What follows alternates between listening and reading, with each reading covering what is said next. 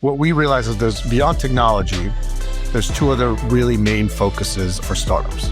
There's customer and funding. If we can capture your readiness on where you are in finding and capturing customer, finding and capturing funding, and developing your technology, I think you can really well define a company at that point. This is as close to a map as I think we have. Hey, this is Ryan Connell with the Chief Digital and Artificial Intelligence Office, joined here today with Gene Keselman. Gene, how you doing? I'm great. Thank you, Ryan, for having me. Yeah, looking forward to diving in today. So I know you were over at MIT, I believe Director of Mission Innovation Experimentation. Love to talk to a fellow person that has an X at the end of their title. Mm-hmm. Have to. You want to give a quick background and introduction? Sure. I am at MIT. That's my full-time day job. I run a couple centers there. One is MIX, that focuses on dual use and defense tech, national security innovation, all those things that fall into that kind of rubric. And I run our internal venture studio at MIT called Proto Ventures, where we work with MIT research and try to spin out new market companies out of MIT. I'm also a lecturer at Sloan, at the Sloan School. I teach mostly around dual use and defense innovation. And kind of my part-time job is still with the Air Force. I'm a colonel in the reserves. I work at the Pentagon for the Air Force.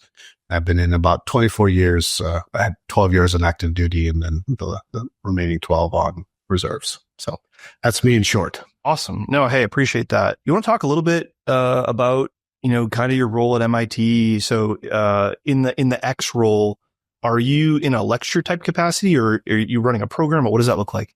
Both. Yeah. So all of the above. So MIX started off with literally just a huge demand signal when I first got to MIT from the defense, folks from defense industry about, just wanting to work with us on innovation. My role when I first got to MIT was kind of the director of the innovation initiative, which was focused completely internally at MIT. Like we were looking at all these interventions and programs and an ecosystem around innovation inside MIT. And just by the nature of my background and, having spent most of my adult life in the defense world and DoD, all of this stuff followed me up to MIT. And so we were not focused at all on national security and global security, all these rubrics, dual use and everything. But we kept getting more and more people coming and say, hey, we really want to work at MIT. We want to learn how you guys do innovation, things like that.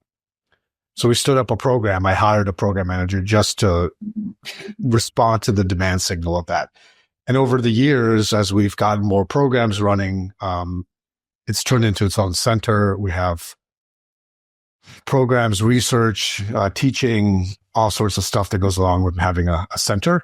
And it's all really just completely come up from all demand. Never thought that this would be what we'd be doing at MIT 8 years ago. Got it. So just help me orient, right? So let's say I'm interested in defense innovation. I certainly am. Is this something that organizationally I hire MIT to support, or am I going in and saying I want to sign up academically for your course, Gene, or how does someone get involved? Sure. So we're a university, right? So a lot of times this comes up as what can you do with the university? Well, we have two explicit, clear pillars. Every university does. It's teaching and research, right? So we at MIT do both. Some universities don't do a lot of research, but we do a lot of both. So yes, we have a dual use class that we teach. Actually, this week we're going to have a class, open enrollment class for dual use, where we teach kind of the basics 101 of a dual use strategy. We also teach that class to NATO through the NATO Diana program. We also have a class with Special Operations Command for MIT and students around Cambridge, or a design build class for SOCOM problems, right? So teaching, we have a good amount of stuff around teaching. We have a bunch of research programs where we partner with startups on STTR phase 1 and phase 2 grants to do kind of dual use introduction and then real research on the startups. And we have a bunch of other things around translation where we help with translating either ideas into startups like the venture studio. So really it's kind of that bucket of stuff. We don't really like, if you're a company, that really depends on where you fall on kind of on the spectrum of dual use. So we kind of almost work mostly with startups or with government organizations. So SOCOM, NATO, a few Air Force, or startup. Like if you're a big system integrator and you want to work with MIT, that's basically funded research, right? You're going to be funding different research centers around MIT. That's not me. We're kind of agnostic of any specific research area. Got it. No, that's helpful. You mentioned dual use a couple times, and I know that's you brought up a readiness model we talked about right before we get started here. You also used the term earlier and already rubric. So I got the impression that you're someone that likes to have a model or a rubric in place. Yes. So why don't I just let you talk about the dual use readiness model, and I'll have some questions, I'm sure, from there. So that model was created for our work with NATO Diana because we were going to be working with all these startups, and we needed to evaluate, kind of have some kind of model where we evaluate startups on now, not just what we obviously in our community all know, the TRL scale, right? Like that is a very easy heuristic for understanding kind of approximately where a company stands in technology development, right? So if I told you I'm a TRL 6 company, you would know almost, within a bounds exactly what kind of company I am, right? Where Sure. I fall on your expectations. As dual use and kind of this defense tech world started becoming more interesting, more prevalent around the globe, like we realized there's not a common language. There's not a common rubric. There's not a common model for people to understand. If I said I'm a, CFRL 7 company, you would know what CFRL is, but you don't understand what that is. So one of the things we set out to do is not just do these programs, but also do thought leadership and language and common lexicon around this stuff, because it doesn't exist, right? That's one of the, first, if not biggest complaint from both sides of this marketplace, from the startups and the government folks, is we don't understand each other, right? The startups, they don't know how to access.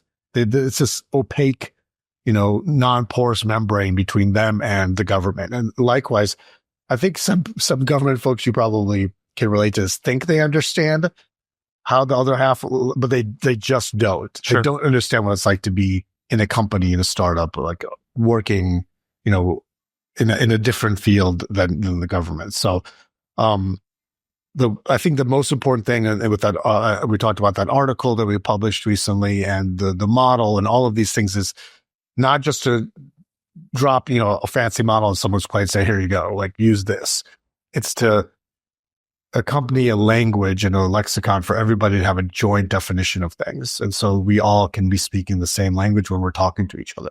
And I think that's by far the biggest gap in our industry right now, is that just people don't understand the other side. Yeah. So, all right. So I think the TRL, the technology readiness level, is a good level set. I like the way that you kind of framed that. So what is the model measuring? Is it technology, or is it like readiness, or is it just like maybe a startup's ability to communicate government, or a government's ability to communicate? Like, I'm just trying to understand what the model is. Sure. So you can think of it as like 3 vectors and 2 dimensions, right? So Okay. and it's way more complicated than it really is, but I'm giving you kind of, so what we realize is there's, beyond technology, there's 2 other really main focuses for startups, right? There's customer and funding. Okay.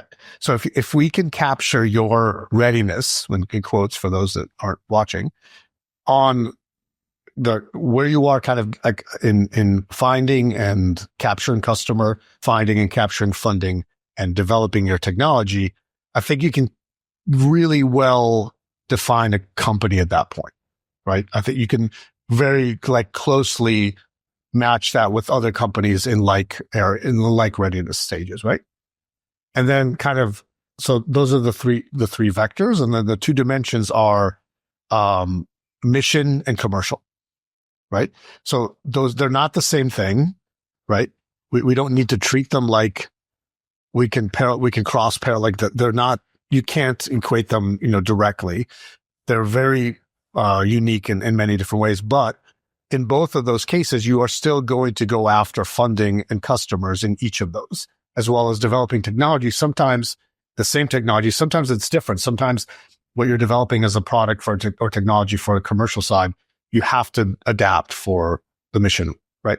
So I think if you think like that, and again, that's kind of a more complicated version, but like basically what we're capturing is mission customer and mission funding, commercial customer, commercial funding, and technology readiness.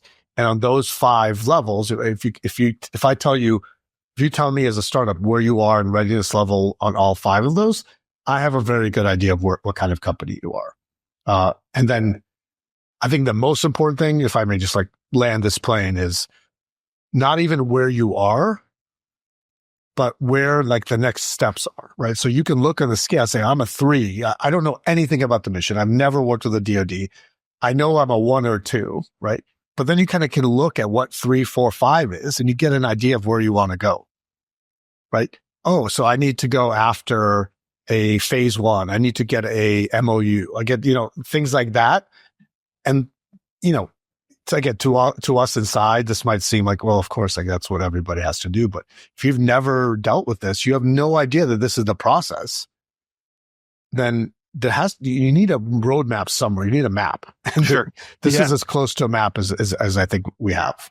That's super interesting. Yeah. I'm just thinking like how many, if you can say like how many companies have you kind of put through this process? So lots, informally, like through just letting people use the model. Like, Sure. Hey, we have an accelerator and, can we use your model? Of course. Like this, it's open source. We're not charging for it. Just use the model. All I ask for is the data back. Formally, again, NATO Diana used it for the first cohort of startups, that came through, last year. And so the new cohort is starting, well, it already started, but I'll be going out there to teach next week for that cohort. So it's certainly one of those things where we get more and more companies in, we're going to get better feedback. But it also isn't that complicated, right? Like there's a lot to tweak, I'm sure, over the years. But really what this is again, it's to help them. It's not for them to, I don't need a huge data set and to find out that, we had 5,000 companies that were commercial funding readiness level 6, right? I don't know that tells me anything. Well, that's where that's where I want to go with this, right? Like I'm just a data nerd sometimes on the inside. So I'm like, gosh, is there a secret code to our VCs out there? Like if it's a 1379, it's, it's going to be successful like right. 90% of the time or whatever that secret code is, I wish, because then I would just lock it down and, sell it for millions. No, I don't think it works that way. I don't think that's the way it would be used. I think it is much more of a communication and, getting a foothold on the strategy as much as it is. I don't think it's a data trove, a treasure trove of data. I will say though, in terms of AI integration, it is the place where we are first starting to integrate AI from a product standpoint into this model, and I think because probably you can relate to this, it's a place where the greatest amount of value I think can be attained from somebody coming in and querying the model and getting explanations that come from, these large language models. So just to give you an example of how we're looking at this, I started playing around a while back with just, some OpenAI, ChatGPT kind of, in the 3-4 time frame of training it, not training the model, but giving it data to understand this model, right? To understand the CFRL, all these different readiness levels. And it turns out it really understands them very well. Inherent to the models that are trained on trillions of tokens on every piece of information out there, inherent in those models is an understanding of how basic entrepreneurship works, right? So basic TRL works, how companies progress to commercial readiness just without it being explicitly talked about in the scale, but just like how startups work. And so when I add kind of this mission focus, there's enough understanding of the parallel side of defense within these models and kind of acquisitions and all this sort of other stuff, non-dilutive funding. It's already been trained in. Like they're not purpose built for that, but I was afraid that there wouldn't be enough context in the models to understand, to be able, and if I just fed them the model and said, and gave them some of our thought leadership writing stuff, that it would not be able to make sense of it, but it does. And so what we're doing is we're actually, on our website, that's built for this model, we're actually going to be adding an AI assistant where you can not just look at what number you are, but you can ask it questions. Like, why do I have to do a phase one? Like, what does a phase one even mean? Like, okay, now tell me more about what commercial, a series B round is, if I don't have any idea what that is. And I think that would be another huge step into breaking down this language divide. And I think that's my favorite use of the AI tool right now. Awesome. No, that sounds great. So obviously, you kind of answered the last question in terms of like using that data as any sort of predictor. But maybe I'll zoom out one level, but similar question. With the dual use, do you find that there's any more success in a company that starts off commercial and then transitions to DoD versus a company that starts out with a DoD focus and then finds a commercial customer? There's no empirical proof that either one is better. I think the only evidence we have right now is that the only way to think about it is opportunistically. And if you kind of read anything we wrote, that's basically the entire premise, is that rather than going in with assumptions about what you're going to be doing, you need to like literally treat every day as an opportunistic way to find customers and funding. And if tomorrow you got a DARPA grant for $2 million and you want to go, you have to go pivot real quick and focus on, delivering that kind of capability, you do it. And then after that's done, if it's a dead end, you go back to focusing on commercial. And you know what? Maybe you never come back to DoD, to Defense and Mission, right? Maybe after that experience, you're so jaded. Yeah. And so like, never again. I don't want to do this again. But you get $2 million and, some runway to develop your technology, right? And now you're like, you know what? Back to commercial, really focus on that. Let's go build a product. Let's go sell it. Let's get to the consumer. I think that is a perfectly good strategy. And I think the one thing we know is that I can't take that and port it over to you and your startup and say, just do this, because you everything's different, too many different variables. But if you do learn something, it's that it takes a lot of, like a VC situation where, like, if you think you're going to pick up the phone first day and call a VC and get a safe from that conversation, you obviously haven't done it. You got to do it 50, 100 times before anyone's going to, take a lead on a round or anything like that. Well, the same thing on the DoD side. You got to churn. You got to do a lot of applications, grant applications, a lot of calls and customer discovery.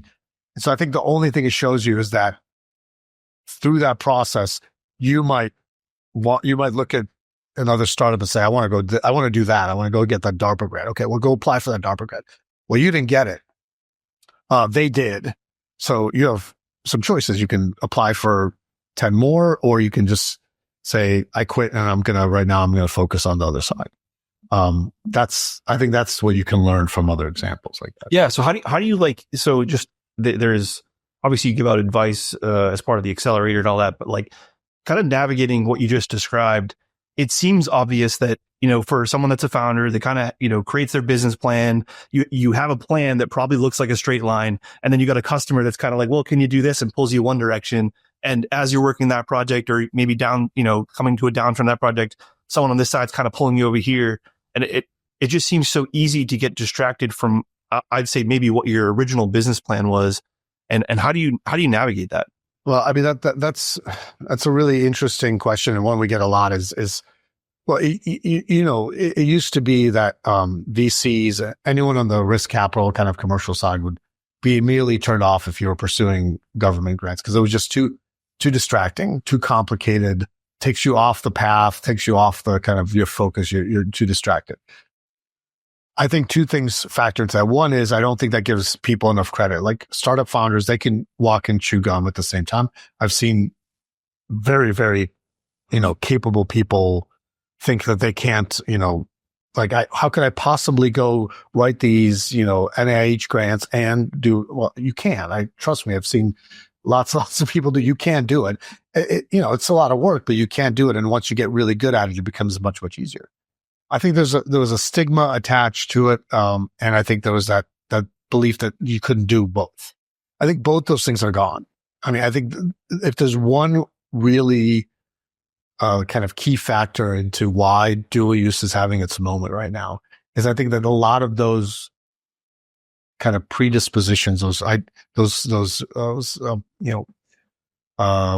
tales, those beliefs that, this is a bad market and like you can't do it, are gone. I think there's just enough examples now, and everybody sees this huge pool of money over here that's being underutilized and desperately needed and has some of the most interesting problems. Sure. And now the industry is saying, why not? Like what's wrong with this? And when more and more dual use VCs stand up, and you have the big VCs starting their own kind of dual use funds, and Y Combinator has a call for startups for defense tech. Like, the culture has changed. It's not just that startups are better. The culture has changed such that this is really having a moment for dual use. Yeah. And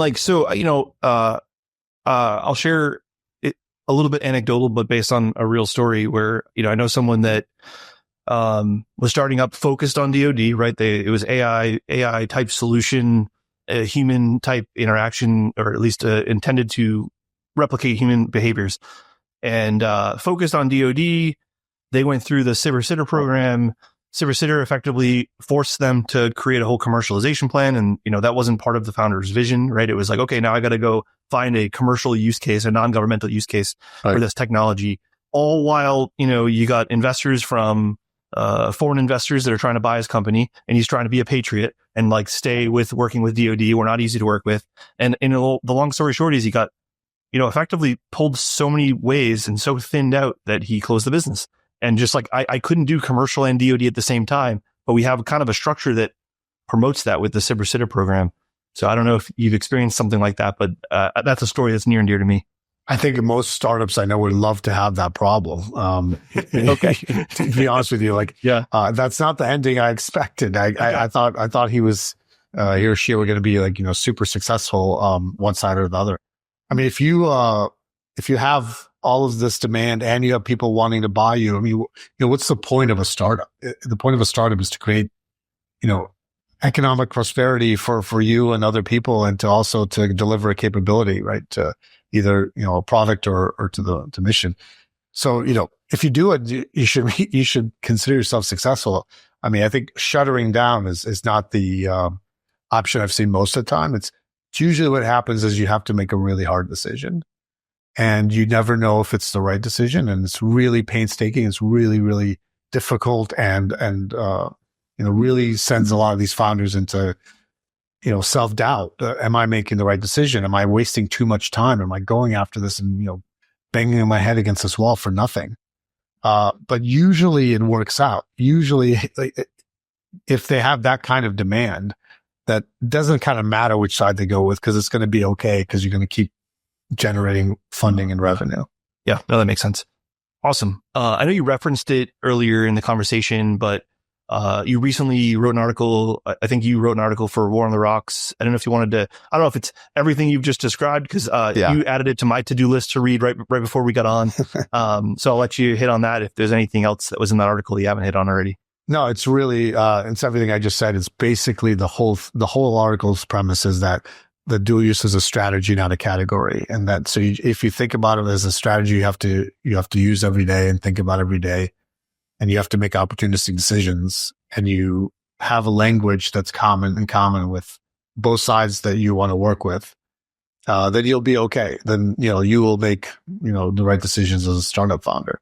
But if you think like I'm just stuck in a dual use and I'm a defense company and I will always be a defense company, that's the only thing I can be, then, that's, you can be successful that way. Of course, we know lots of companies that are focused only on defense have been okay. But I think predominantly, even the government will say, I'm sure you will say this, we want you to become a commercially successful company. Like, to scale, to add to the industrial base, you need to become a commercially successful company. The government on its own is not a good customer, but the government buying things that it needs capabilities and needs from commercial companies is a really successful model. Yeah. I mean, yeah, it makes sense, right? Like if I have a down budget year and I can't afford to give you as much money this year, I don't want you to go out of business. Like I want you to have other forms of revenue coming in. Completely. Yeah. And then you have, all kinds of factors. You can't even anticipate, like, new administration comes in and they just halt all contracting like they did today. Yeah, like, sure. like, okay, like you're waiting for the OTA contract to come in today, and all of a sudden you get the call and the government's decided they're going to just halt contracting for a few weeks. Right. Okay, well, I got to make payroll. Right. So you got to have that commercial side. Yeah, no, makes sense. And then on the commercial side, I'm curious, this came up actually in a conversation I had with someone earlier this week, but do you envision the commercial side to mean like non-governmental related, or do you envision like, so if it's like GovCon, for example, like there are two sides of that. Like I could sell a product to the government that would be for the government, or I could sell a product to defense contractors that are working for that would use this product. Is that commercialization, or are you trying to get out of defense? It's not a fuzzy line. I think it's more discrete than a fuzzy line, but in some ways it's basically dilutive versus non-dilutive funding is kind of a good way to think about this. Certainly, like the goal is to get to revenue, and the goal is to get to revenue from somewhere. But that takes a long time, especially in the government, to get to a point where you're selling items, at scale is a very long time. But the funding side of it, you can think about it as non-dilutive and dilutive, where you can continue to grow your company, you grow your technology through non-dilutive funding, through grants and all sorts of programs with the government, and then grow your company through private capital and VC and all this sort of stuff. And yes, in between there is potentially having a intermediary like a large system integrator. In the US, you have a lot more options. As I mentioned, I work with NATO a lot. Outside of the US and almost everywhere else, you have to have you can't go directly into they don't have a SBIR equivalent. They don't have a really explicit kind of phased approach to getting to that, competitive contract. So you have to go through a large system integrator. You basically, if you have to have the government go to someone else and say, we in Poland, we really want this. You company that we have, huge IDIQ-esque thing, go get that. And then you're dealing with an intermediary. They're going to be buying your product, but they're not going to be funding you unless you do like a joint research thing. So that's really the one of the key kind of distinctions between that is understanding that what we're talking about is usually early stage funding, not revenue. And so really kind of the distinction there is dilutive and non-dilutive. Sure. Okay. No, that makes sense. That makes sense. All right. Yeah. Hey, I wanted to pick your brain too on the, I think you talked venture studios, Proto Ventures, I think was what you called it. So this is an accelerator program that you all have within MIT? So it's actually a venture studio. It's taking the commercial venture studio model and putting it inside MIT. Got it. And so it's help me understand that a little bit more. Is it are you matchmaking with VCs effectively? No. Okay. I think we'd love to figure out ways for VCs are very interested, but we're very unique. We don't take any equity. We don't take any carry off of any investment that MIT is putting into these startups. So the way it works, if I can just kind of do the VC, the venture studio kind of 101 real quick. Commercially, a venture studio is basically taking LP money or investor money, and instead of investing into discrete startups that come along to match your thesis and have certain criteria, you're saying we're going to build those startups internally, right? We're going to bring really, really smart people. We're going to teach them how to kind of surround them with support, teach them how to do the venture building, the EIR sort of process, and then anything that comes out, the venture studio is going to have a large stake in any of these startups. The model that we actually built this on is, if you've ever heard of the studio called Flagship Pioneering, it's one of the, it's in the top 5 of all VC kind of funds in the country, but it's a venture studio where all of their LP money goes internal. Like they just build biotech startups, and in fact they're the ones that build Moderna, and so that's the model that we looked at is like, why can't we do this? What better sandbox to build really impactful startups than MIT, but it doesn't transfer one for one because we're a university. We can't do things like take equity in startups coming out of research here, right? That's for technology licensing and for the MIT corporation. So the one thing that we did is we were able to attract super capable, I call them unicorn human builders, which are these like incredible technologists, PhDs that are also entrepreneurs. And we basically surround them with MIT and release them into the ecosystem for 2 years. They embed in the research environment. They embed in these labs. They get to know everybody, get to know everything that's going on in whatever the studio is on. So right now our studio's in fusion and clean energy. And so by the end of that first year, they've discovered everything that's going on at MIT in fusion and clean energy. And then they start building teams and startups out of the most promising research. It's really kind of a translational process, right? It's like, it's learning how to do that thing that lots and lots of corporations are trying to do, lots of research organizations, universities are trying to do, is create a process around translation rather than it being completely serendipitous. It happens a lot, like startups spin out of universities, but it happens only out of serendipity. Like all of these variables have to align. And what we're trying to do is we're creating, by using a studio model to make sure that those variables align or just reduce the number of variables so that if you are launching a startup at the end of 2 years, you're almost assured or highly likely that it will be successful because all these kind of variables have been taken out of the equation. So I don't want to say purpose, but your like angle for doing this all is research based to align with figuring out what the best process is to reduce the number of times that startups aren't spun out.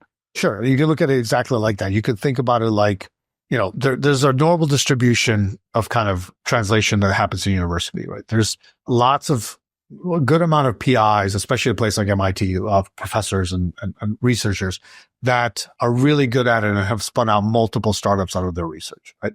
Because they really know the ingredients to making it work. A good PhD or postdoc or a team of PhDs and postdocs, a good idea, understanding how market analysis works, all these sort of things, having the real drive to do it rather than, just sitting back and doing research. And then there's like the far end of the normal distribution, the third sigma on the other side, which is, the theoretical mathematicians that if you went into their office and said, "Hey, I want to do a startup with you," they'd be like, I'm here to do math. Like, leave me alone. Yeah. Like, stop. I don't like that word, startup.